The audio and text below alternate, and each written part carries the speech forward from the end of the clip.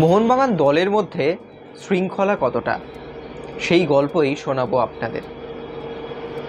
মোহনবাগান দল গতকাল কেরালার বিরুদ্ধে দুর্দান্ত একটা ম্যাচ জিতেছে এবং সেই ম্যাচ জয়ের পর আজ কিন্তু ফুটবলারদের বিশ্রাম দেওয়া হয়।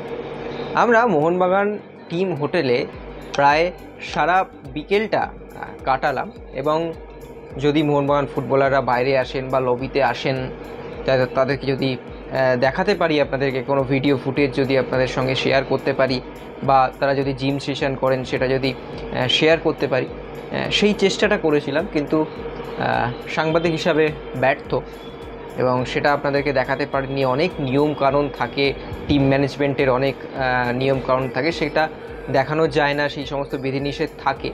ঠিক এইটা যেরকম সাংবাদিক হিসাবে আমার ব্যর্থতা, ঠিক সেরকমই মোহনবাগান সুপার জায়ান্টের এটাই সফলতা। তার কারণ তারা এই টিমের বন্ডিংটাকে ম্যানেজ করতে জানে এভাবেই। যতক্ষণ দলটা প্র্যাকটিস করে ততক্ষণ তারা মাঠে থাকে এবং তারপর পুরোটাই কিন্তু টিম হোটেলে কাটান। সেখানে পুল সেশন করেন, সেখানেই তারা নিজেদের মধ্যে নিজের মোবাইলে গেম খেলেন, জিম করেন, নিজেদের মধ্যে আড্ডা দেন, গল্প করেন, সেই সমস্ত কিছু করেন। সেটা একেবারে টিম লবির মধ্যে, হোটেলের মধ্যে করেন, লবির মধ্যে করেন, সুইমিং পুলের পুল সেশন করেন, সেখানে করেন।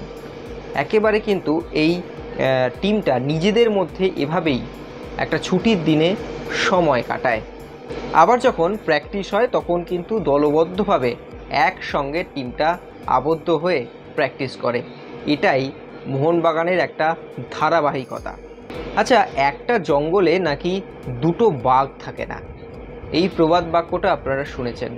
যদিও একটা জঙ্গলে দুটো বাঘ থাকে, তাহলে একটা বাঘ আরেকটা বাঘকে হত্যা করে। মোহনবাগান দলে হেড কোচ খাতায় কলমে বাস্তব রায় আর সহকারী কোচ ডেগি কার্ডোজো। কি অসাধারণ মেলবন্ধন তাদের মধ্যে।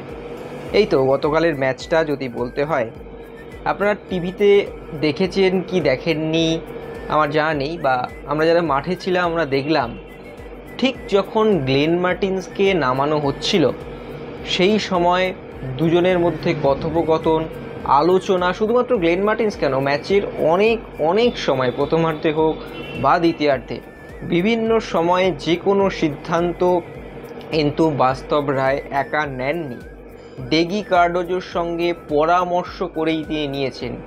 এই যে কোচ ও যুগ্ম কোচের মধ্যে মেলবন্ধনটা, এটাই কিন্তু মোহনবাগানের কেরালা ম্যাচের জয়ের একটা সাফল্যের বড় কারণ।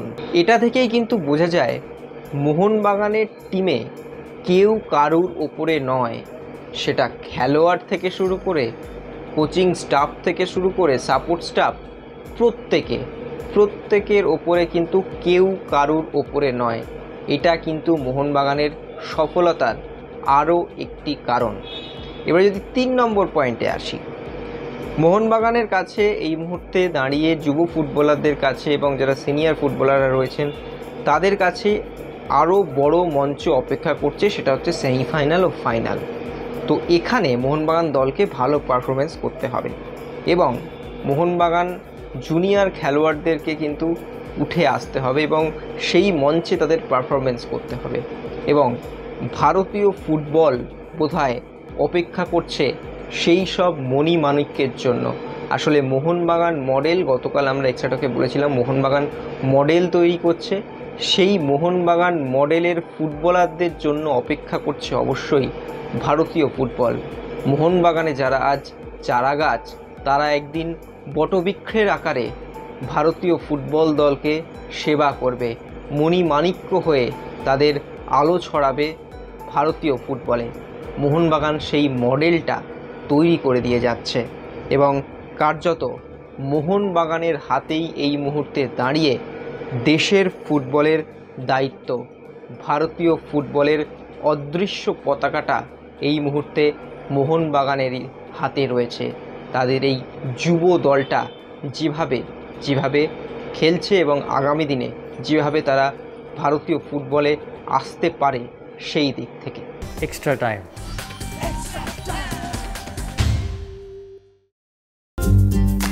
লেটেস্ট নিউজ আর এক্সক্লুসিভ ভিডিওর সঙ্গে আপডেট থাকতে এখনই সাবস্ক্রাইব করুন আমাদের ইউটিউব চ্যানেল। বেল আইকনে ক্লিক করতে ভুলবেন না যেন।